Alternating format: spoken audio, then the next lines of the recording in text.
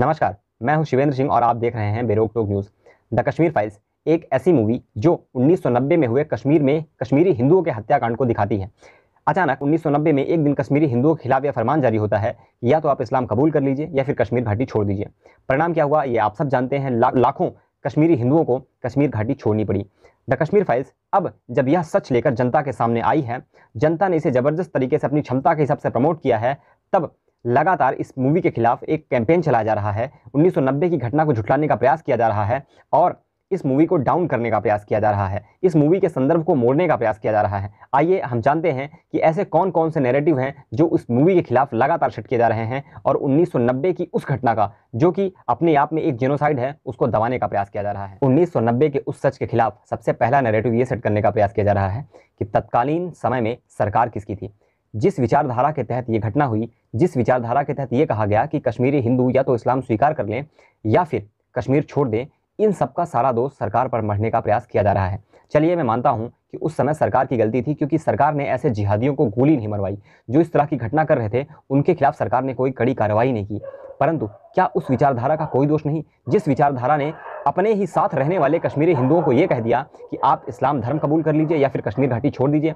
अगर इस तरह का सवाल उठाने वालों से मैं एक सवाल पूछूं कि 1947 में जब देश का विभाजन हुआ था, उस समय 10 लाख से ज़्यादा लोग मारे गए थे, 10 लाख से ज़्यादा लोग हिंदू और सिख काटे मारे गए थे, तो उस समय सत्ता में कांग्रेस थी और नेहरू जी कांग्रेस के मुख्य नेतृत्वकर्ता हुआ करते थे। तो क्या हम जिन्ना की विचारधारा को छोड़ भारत के विभाजन का सारा श्रेय नेहरू और कांग्रेस को दे दें, तो क्या आप लोग स्वीकार करेंगे? जो लोग सवाल उठाते हैं, क्या वो लोग इस बात को स्वीकार करेंगे कि 1990 के तहत, उसी विचारधारा के तहत हमारे जवानों पर पत्थर फेंके जाते रहे, हमारे जवानों को गोलियां मारी जाती रहीं, हमारे जवानों पर बम फेंके जाते रहे, भारत के खिलाफ नारे लगाए जाते रहे, पाकिस्तान जिंदाबाद के नारे लगाए जाते रहे, कश्मीर के इस्लामीकरण की मांग की जाती रही? वो कौन सी विचारधारा थी?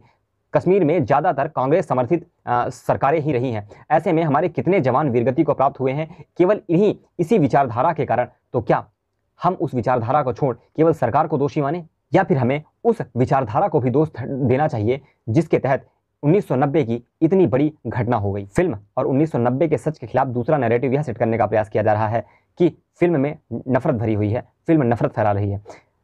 मतलब कि अगर मैं कहूँ कि इस बात को ऐसे कहा जा रहा है जैसे कि इस फिल्म के आने से पहले देश में भाईचारे और सौहार्द के फूल बरसते थे, जैसे इससे पहले कश्मीर में हमारे जवानों का स्वागत आरती की थाली लेकर किया जाता था, या फिर जैसे हमारे देश के प्रथम CDS major general Bipin Rawat की मृत्यु पर ठहाके लगाकर देश में सौहार्दता और भाईचारे की बयार बहाई जाती थी। बस इस फिल्म के आने के बाद से ही चारों तरफ 1990 का सच दिखाए जाने के बाद अंधेरा कायम रहे की तरह नफरत कायम रहे का साम्राज्य स्थापित हो गया।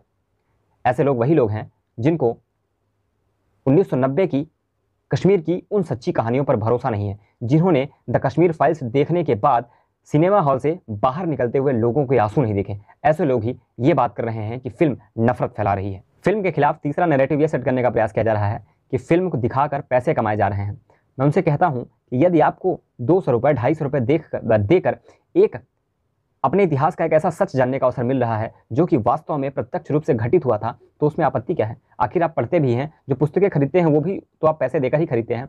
आप अपने इतिहास का अध्ययन करते हैं, प्राचीन भारत का इतिहास, मध्यकालीन भारत का इतिहास और आधुनिक भारत का इतिहास। क्या वो पुस्तकें आपको मुफ्त में मिलती हैं? क्या उन पुस्तकों को प्राप्त करने के लिए, उस ज्ञान को प्राप्त करने के लिए आप पैसे नहीं देते हैं? फिर यदि आपको अपने इतिहास का एक काला अध्याय कुछ पैसे देकर देखने को, उसको प्रत्यक्ष देखने का मौका मिल रहा है, तो फिर आपको इसमें क्या आपत्ति है?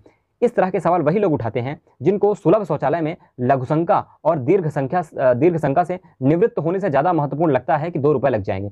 इस तरह के लोग ही ऐसी बातें कर रहे हैं। खैर, जो लोग इस तरह की बातें कर रहे हैं उन्हें पता होना चाहिए कि जिस इतिहास को आप पैसे देकर प्राप्त करते हैं, उस इतिहास का अर्थ ये होता है ताकि इतिहास से ये सीखा जा सके कि भविष्य में इस तरह की गलतियों को दोहराया नहीं जाएगा। और इसीलिए आपको 1990 का वो काला सच भी देखना चाहिए ताकि भविष्य में 1990 जैसी कोई घटना दोहराई ना जाए। 1990 की तरह किसी को ये ना कहा जाए कि इस्लाम अपना लो और या तो उस जगह को छोड़ दो। और अंत में एक बात और कहना चाहूँगा, जो लोग जम्मू कश्मीर के कश्मीरी हिंदुओं की और शूद्रों की स्थिति की तुलना कर रहे हैं, उनसे जैसा तुच्छ काम कोई और नहीं कर सकता, उनसे ज़्यादा तुच्छ सोच किसी और की नहीं हो सकती। अगर वो ऐसा कर रहे हैं, उन्हें ना तो कश्मीरी हिंदुओं को फिक्र है और ना तो भारत में शूद्रों की जो स्थिति रही है और जहाँ पर अब अगर छोटी मोटी घटनाएं हो रही हैं, जिनके साथ हो रही हैं, ना तो उन्हें उनकी फिक्र है। कभी आपने इन जैसे लोगों को बंगाल में, जब जो निम्न जाति के हिंदू हैं, जो दलित कहे जाते हैं बंगाल में, जब उन्हें मुसलमानों द्वारा मारा जाता है, उनके यहाँ बम फेंका जाता है, तो क्या आपने ऐसे लोगों को कभी आवाज़ उठाते हुए देखा है? क्या उन हिंदुओं के लिए इनको आवाज़ उठाते हुए देखा है? आज जब बात कश्मीरी हिंदुओं, कश्मीरी पंडितों पर हो रही है, तो ऐसे लोगों को बहुत आपत्ति हो रही है। ये लोग मुद्दे से भटकाने के लिए नई नई चीज़ें ला रहे हैं, नए नए मुद्दे ला रहे हैं, नए नए नैरेटिव सेट किए जा रहे हैं। ऐसे लोग ना तो कभी सच का सामना कर सकते हैं और ना ही कभी किसी के लिए खड़े हो सकते हैं। ये लोग केवल मुद्दों से भटकाने के लिए, उस 1990 की उस घटना को झुठलाने के लिए तरह तरह के प्रयास कर रहे हैं। तो जाइए देखिए द कश्मीर फाइल्स, अपने इतिहास को जानिए, आपके साथ क्या हुआ था, किन्होंने किया था, किस वजह से किया था, ताकि दोबारा भविष्य में आपको इस प्रताड़ना से गुजरना ना पड़े। जय हिंद, वंदे मातरम, भारत माता की जय।